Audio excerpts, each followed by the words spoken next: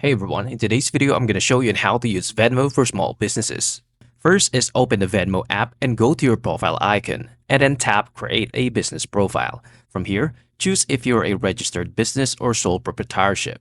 If registered, you'll enter your EIN, and if you're solo, you'll use your social security number, and then set up your business name.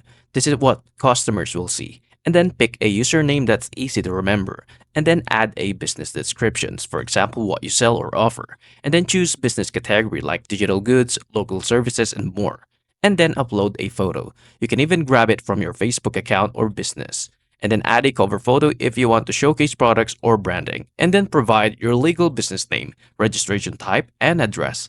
You can also add a website, Instagram, or Messenger links. And then once done, tap publish to go live. Your business is now searchable in the Venmo community and customers can send payments directly. And that's it. If you find this video helpful, please like, subscribe, and I'll see you into the next one. Thank you for watching.